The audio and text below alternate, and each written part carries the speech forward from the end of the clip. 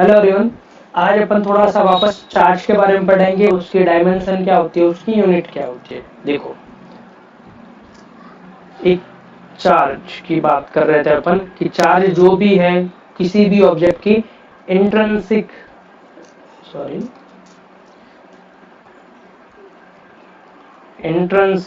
Property है।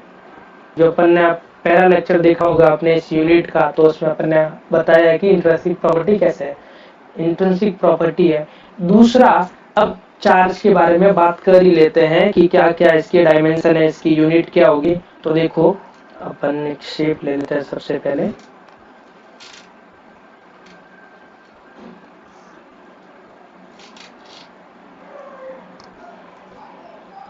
ये बीच वाला जो पार्ट है ये पॉजिटिवली चार्ज न्यूक्लियस हो जाएगा।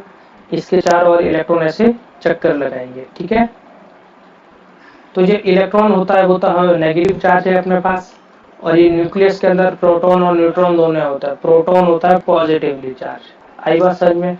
न्यूट्रॉन होता है न्यूट्रल, इलेक्ट्रिकली न्यूट्रल, जिसके पास कोई चार्ज नहीं हो। तो आपको पूछे पॉजिटिव चार्ज का जनरली मतलब आपके पास हमेशा प्रोटॉन होता है, और जब भी आपको पूछे नेगेटिव चार्ज तो हमेशा जनरली इलेक्ट्रॉन की बात की जाती है। तो चार्जेज आपको वहीं देखने को मिलेंगे। तो आप एटम की खोज कीजिए, एटम को देखिए तो आपको वहाँ पे प्रोटॉन और इलेक्ट्रॉन दोनों मिल जाएंगे। प्रोटॉन पॉजिटिवली चार्ज है, इलेक्ट्रॉन नेगेटिवली चार्ज है। अपन ने यहाँ तक बात कर ली थी लास्ट क्लास में, जो भी पिछले लेक्चर पढ़े होंगे उसमें। अब बात करते हैं कि चार्ज को मेजर किस में किया जाता है, चार्ज को किस में मेजर किया जाता है। जैसे किसी भी ऑब्जेक्ट का जो मास होता है, मास जो होता है वो किलोग्राम में मेजर किया जाता है। जितने भी डिस्टेंस है वो जनरली एमकेएस में, मीटर में मेजर की जाती है। उसी तरह अगर किसी भी ऑब्जेक्ट पे चार्ज है तो चार्ज को मेजर किया जाएगा कूलम में। किसमें? कूलम में। तो आपको याद रखना है चार्ज का जो मात्रक है, चार्ज की जो यूनिट है वो है कूलम। तो अपने पास हो जाएगा 1 कूलम, 2 कूलम, 3 कूलम। ये क्या है? चार्ज है। जैसे होता है ना 1 मीटर, 2 मीटर, 3 मीटर, तो मीटर देखते पता चल जाता है कि डिस्टेंस है। वैसे ही जब आप पीछे कूलम लगा हुआ देखेंगे तो आपको पता चल जाएगा कि ये चार्ज है। आई बात समझ? चार्ज की देखो, अपन ने देखा कि इसकी जो चार्ज की जो यूनिट है वो है कूलम। तो इसकी डायमेंशन क्या होगी? देखो, I equal to Q by T होता है। क्या होता है? I equal to Q by T, यानी आवेश आवेश प्रवाह की दर को धारा कहते हैं, या rate of change of charge, या rate of flow of charge. जब चार्ज फ्लो करता है टाइम के रेस्पेक्ट में तो अपने पास करंट मिलती है। चार्ज का क्या होना चाहिए? फ्लो होना चाहिए। तो अपने को पता है आई जो है ये इलेक्ट्रिक करंट, ये क्या है? फंडामेंटल क्वांटिटी है जिसकी यूनिट है एम्पियर। और चार्ज की अपन ने देख ली कूलम है, टी का सेकंड है। तो जब आपसे पूछा जाए चार्ज की डायमेंशन निकालो तो अपन यूज करेंगे आई का फॉर्मूला। तो क्या हो जाएगा? I equal to Q by T होता है, तो Q equal to I T हो जाएगा। अब देखो, अपने को Q की डायमेंशन निकलनी है, लिखनी है, तो I जो है उसका तो हो जाएगा एम्पियर, यानी A की पावर 1, T टाइम यानी T की पावर 1। तो चार्ज की जो डायमेंशन होगी वो होगी A1 T1। याद रखना, चार्ज का जो मात्रक है, यूनिट है, वो तो है आपका कूलम। याद रखना, कूलम। और उसकी डायमेंशन होगी A1 T1। क्या है? A1 T1 किससे निकाली? करंट के फॉर्मूले से। ये करंट का फॉर्मूला है Q by T, charge per unit second. ठीक है, flow of charge per unit second current को बोला जाता है। तो करंट के फॉर्मूले से अपन लिखाएंगे A1 T1। हमेशा याद रखना A1 T1 जो है क्या है? डायमेंशन है किसकी? चार्ज की। अब बात करते हैं इलेक्ट्रॉन पे कितना चार्ज है। इलेक्ट्रॉन या प्रोटॉन दोनों पर चार्ज का अमाउंट सेम रहता है। याद रखना, अंतर क्या है? इलेक्ट्रॉन का चार्ज है नेगेटिवली चार्ज, प्रोटॉन का चार्ज है पॉजिटिवली चार्ज। तो क्या होता है चार्ज? देख लेते हैं। इलेक्ट्रॉन का चार्ज होता है 1.6 मल्टीप्लाई बाय 10⁻⁻19 कूलम। याद रखना, अगर मैं ऐसे लिख दूं -1.6 10⁻⁻19 कूलम, आगे माइनस लगा दिया तो ये पर्टिकुलरली इलेक्ट्रॉन का होगा। ठीक है, पर्टिकुलरली इलेक्ट्रॉन का होगा। प्लस लगा के लिख दूं तो ये पर्टिकुलरली प्रोटॉन का होगा। आई बात समझ में? पर मैं ऐसे लिख देता हूं ना तो ये मैग्नीट्यूड को बताता है, ओनली मैग्नीट्यूड को बताता है, परिमाण को बताता है कि इतनी वैल्यू का इलेक्ट्रॉन और प्रोटॉन पर चार्ज होता है। वो होता सेम है पर पोलैरिटी अलग अलग होती है, एक पॉजिटिव एक नेगेटिव। इलेक्ट्रॉन के लिए नेगेटिव और प्रोटॉन के लिए पॉजिटिव होता है। ठीक है, तो अपने पास आ गई एक चीज। अब इलेक्ट्रॉन का आपको हमेशा याद रखना है कि इलेक्ट्रॉन का चार्ज कितना होता है, 1.6 10⁻⁻19 कूलम। प्रोटॉन और इलेक्ट्रॉन दोनों का सेम होगा। मास भी अगर आपको याद नहीं है तो लिख देना, मास ऑफ इलेक्ट्रॉन होता है 9.1 10⁻⁻31 किलोग्राम। न्यूमेरिकल्स में काम आएगा आपने ये।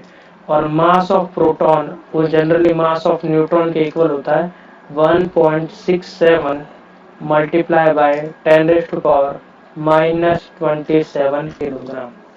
आप देख रहे होंगे कि इलेक्ट्रॉन के मास में 10⁻31 आती है, जबकि प्रोटॉन और न्यूट्रॉन के मास में 10⁻27 किलोग्राम आती है। तो आपको कंफ्यूज नहीं होना है कौन सा बड़ा है कौन सा छोटा है। नेगेटिव में जितनी ज्यादा चीजें कम मैग्नीट्यूड की होती है, यहाँ देखो -27 -31 दिखने में बड़ा है पर आगे माइनस लगा हुआ है, तो याद रखना -27 बड़ा होगा -31 से। इसको ऐसे चेक किया जाता है, जैसे ये जीरो लाइन है, यहाँ से +1 +2 चल रहा है, पर यहाँ देखेंगे तो अगर -1 -2 तो -27 पहले आएगा, उसके बाद -31 आएगा अपने पास। तो जीरो के करीब कौन सा वाला है, तो जीरो के करीब अपने को 27, वो जीरो के पास जल्दी है, इसीलिए उसकी वैल्यू ज्यादा होगी। इसीलिए -27 ज्यादा होता है और -31 कम होता है। तो याद रखना मास ऑफ प्रोटॉन हमेशा ज्यादा होगा मास ऑफ इलेक्ट्रॉन से। इसीलिए जब अपन फ्रिक्शन वाला पढ़ा था अपन ने कि इलेक्ट्रिफिकेशन पढ़ा था फ्रिक्शन से, तो अपन दो ऑब्जेक्ट को रब करते हैं तो इलेक्ट्रॉन का ट्रांसफर होता है, प्रोटॉन का नहीं, क्योंकि दो चीजें हैं इसकी। पहली चीज कि जो इलेक्ट्रॉन है उसका मास कम होता है, इलेक्ट्रॉन का मास कम है इसीलिए हल्की चीज आसानी से बाहर निकल जाती है।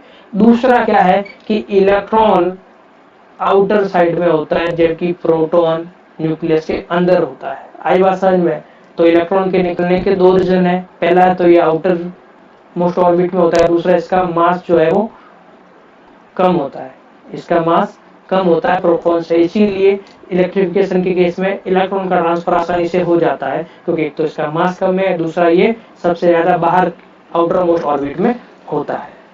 आई बात समझ में? तो अपन ने ये पढ़ लिया अभी कि प्रोटॉन और इलेक्ट्रॉन पर चार्ज कितना है।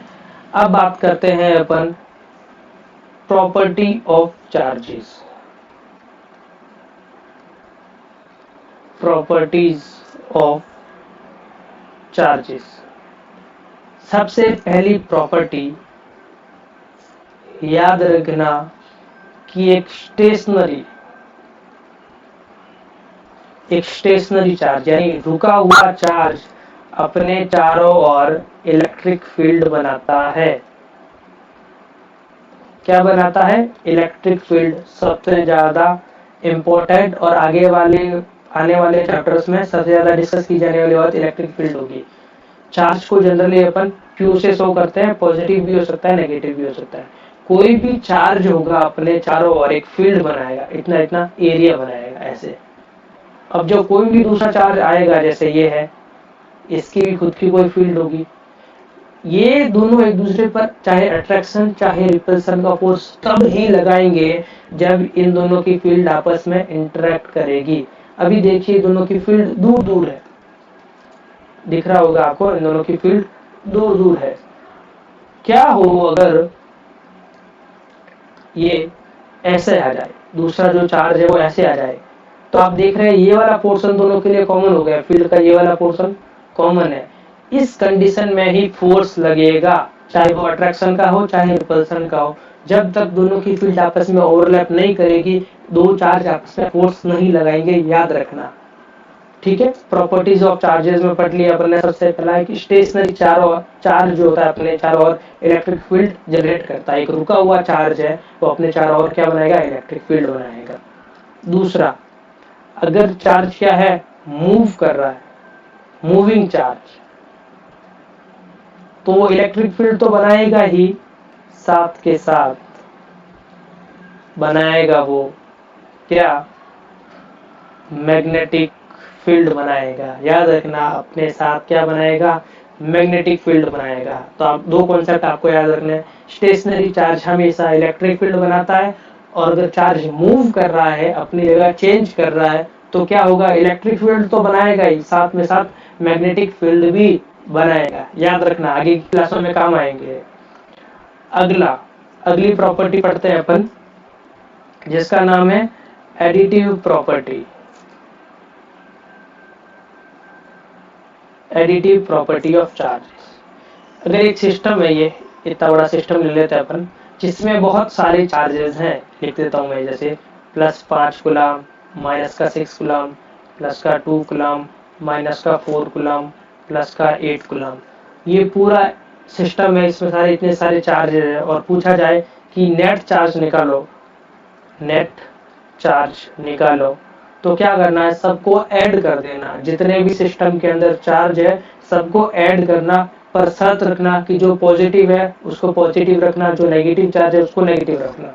तो क्या हो जाएगा, देखो 5 -6 +2 +8 और -4। ठीक है, माइनस वालों को पीछे ले लेते, देखो 6 और 4, ये तो हो गया -10, और यहाँ पे 8 और 2 10 और 5 15, तो अपने पास आया 15 - 10, यानी रिजल्टेंट कितना हो गया, 15 में से 10 गए 5, और अपन क्या निकाल रहे हैं, कूलम, तो अपने पास पीछे C आएगा यहाँ पे, याद रखना। ठीक है, फिजिक्स में कोई भी क्वांटिटी जो होती है वो बिना यूनिट के नहीं लिखी जाती है, याद रखना। तो ये 5 तो हो गया उसका मैग्नीट्यूड, और C बताता है चार्ज को, और इसका रिजल्ट आएगा प्लस में, पॉजिटिवली चार्ज। आई बात समझ में, क्योंकि यहाँ पे पॉजिटिव चार्ज ज्यादा है, नेगेटिव चार्ज कम है। अगर इसका उल्टा होता कि यहाँ पे नेगेटिव चार्ज ज्यादा होते, तो अपने पास आंसर जो है Q जो है माइनस का भी आ सकता था। तो एडिटिव प्रॉपर्टी क्या कहती है कि जितने भी चार्जेस है सबको जोड़ दो, पर बस शर्त क्या है कि पॉजिटिव है उसके आगे पॉजिटिव रखो, जो नेगेटिव है उसके आगे नेगेटिव रखो। अगली प्रॉपर्टी पढ़ते हैं अपन, कंजर्वेशन ऑफ चार्ज। याद रखना, कंजर्वेशन ऑफ चार्ज क्या कहता है कि एक आइसोलेटेड सिस्टम है। क्या है, आइसोलेटेड सिस्टम है। याद रखना, आइसोलेटेड सिस्टम, इसका मतलब क्या कि एक सिस्टम है, इसके अंदर जो भी चीजें हैं वो चेंज नहीं होगी। इसको अगर छोटे सिस्टम में बांट दिया जाए, इसमें चेंज आ गया, इसमें चेंज आ गया, पर इस टोटल बड़े वाले में चेंज नहीं आना चाहिए, इसीलिए इसे आइसोलेटेड सिस्टम कहा जाता है। ठीक है, अब क्या करें, मान लीजिए दो ऑब्जेक्ट थे, ये A और B, बिफोर वाला लिख देते हैं अपन। मान लीजिए दोनों पहले इलेक्ट्रिकली न्यूट्रल थे, तो दोनों में चार्ज 0 कूलम + 0 कूलम, कितना हो जाएगा, 0।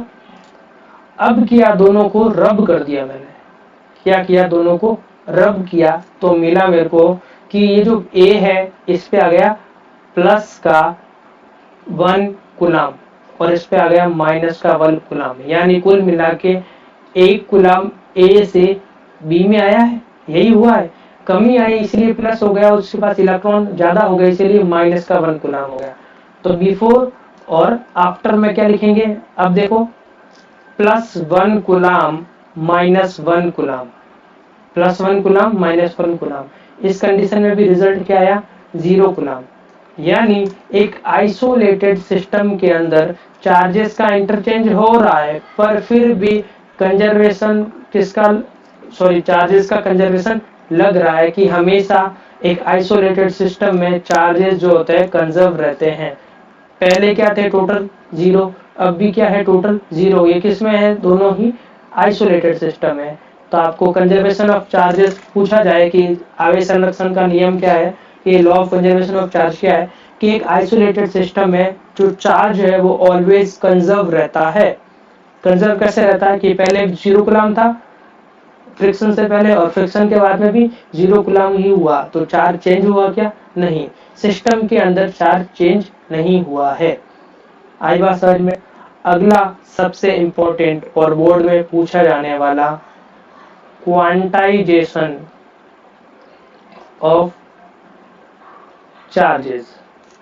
क्वांटाइजेशन ऑफ चार्जेस क्या कहता है ये देखो, जैसे कोई भी करेंसी, अपनी करेंसी की बात करें तो सबसे छोटी जो करेंसी है वो 1 रुपए का सिक्का है।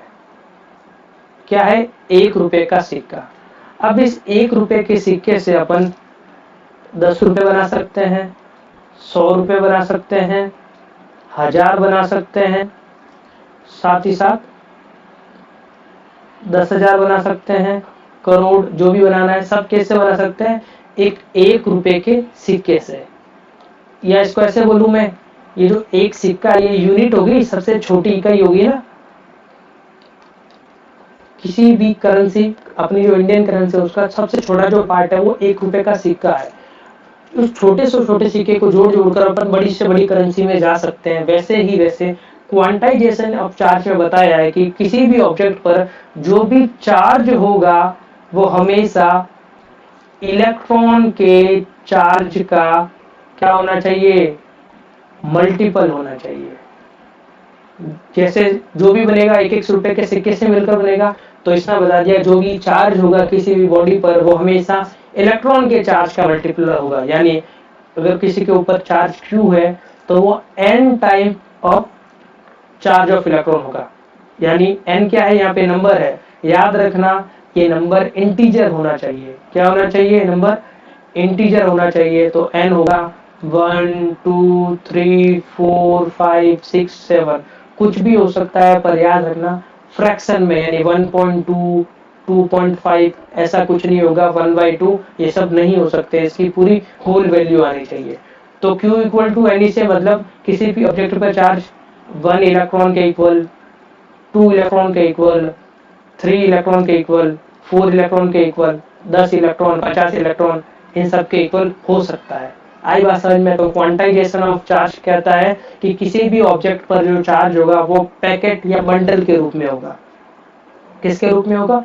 पैकेट और बंडल के रूप में होगा। और वो बंडल कौन होगा? इलेक्ट्रॉन का चार्ज जो भी होगा किससे बना होगा? इलेक्ट्रॉन के चार्ज से बना होगा।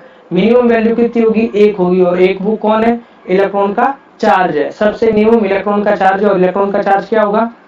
Q equal to N. अगर 1 n की वैल्यू 1 लेंगे और इलेक्ट्रॉन का चार्ज 1.6 - 19 कूलम, तो सबसे छोटा चार्ज जो है ये होगा। आई बात समझ में? क्योंकि यहाँ पे n 1 लेंगे तो ये चार्ज की वैल्यू अपने पास 1e, और e की वैल्यू रख दी अपन ने। तो क्वांटाइजेशन ऑफ चार्जेस कहता है कि इलेक्ट्रॉन पर जो भी चार्ज होगा वो हमेशा, किसी भी ऑब्जेक्ट पर जो भी चार्ज होगा वो हमेशा इलेक्ट्रॉन के चार्ज का मल्टीपल होना चाहिए। इसीलिए Q equal to N E यहाँ पे आया है, याद रखना। और ये n होगा हमेशा इंटीजर होना चाहिए, n इक्वल टू 1 2 3 4 5 6 यही होना चाहिए। इससे रिलेटेड एक न्यूमेरिकल देख लेते हैं। आपको दिया गया है कि किसी ऑब्जेक्ट पर 3.2 मल्टीप्लाई 10⁻⁻⁻19 कूलम चार्ज है किसी ऑब्जेक्ट पर। इतना चार्ज किसी ऑब्जेक्ट पर है। उसने पूछा है इलेक्ट्रॉन की संख्या, या कितने इलेक्ट्रॉन ट्रांसफर होंगे। अगर इतना चार्ज जनरेट हुआ है उस पर, तो कितने इलेक्ट्रॉन के ट्रांसफर से ये जनरेट हुआ है। तो आपको सिंपल सा फॉर्मूला ये लगाना है, Q equal to N E. अब इस फॉर्मूले में देखो, जब भी इस टाइप की न्यूमेरिकल आएगा आपके पास 2 चीजें गिवन होगी और एक अननोन चीज पूछी जाएगी। जो ये E है वो कभी दिया नहीं जाएगा, क्योंकि ये सबको पता है 1.6 10⁻⁻19 कूलम है। तो आपको क्या होगा, या तो आपसे n पूछेगा या n दिया जाएगा। इस कंडीशन में देखो Q दिया हुआ है तो n पूछ लिया। अगला कोई क्वेश्चन हो सकता है जिसमें आपको n दिया जाए और पूछे कि टोटल चार्ज कितना होगा अगर 15 इलेक्ट्रॉन है तो। आई बात समझ में? तो इस वाले क्वेश्चन को कर लेते हैं पहले। कि टोटल चार्ज इतना दिया हुआ है तो इसमें कितने इलेक्ट्रॉन ट्रांसफर हुए फ्रिक्शन के थ्रू। ठीक है, दो ऑब्जेक्ट थे इंसुलेटर, उनको जब रब किया तो उस पर एक ऑब्जेक्ट पर इतना चार्ज आ गया, ये 3.2 10⁻⁻19 कूलम। तो बताओ कितने इलेक्ट्रॉन ट्रांसफर हुए। तो फॉर्मूला यही Q equal to NE, value रख देते हैं। देखो Q की वैल्यू है 3.2 10⁻⁻19 सॉरी -19 इक्वल टू n की वैल्यू पता है क्या? नहीं, n की वैल्यू तो फाइंड करनी है, तो n की जगह n, E की वैल्यू लिख देते हैं 1.6 10⁻⁻19 कूलम। अब क्या करेंगे, इसको नीचे भेज देंगे तो n बन जाएगा 3.2 10⁻⁻19 1.6 10⁻⁻19। अब देखो 10⁻19 से 10⁻⁻19 कट गया, पॉइंट हटाएंगे ऊपर आ जाएगा 10, यहाँ का भी पॉइंट हटाएंगे यहाँ पे आ जाएगा 10, 10 से 10 कटे और 16 का 16 16 दूना 32।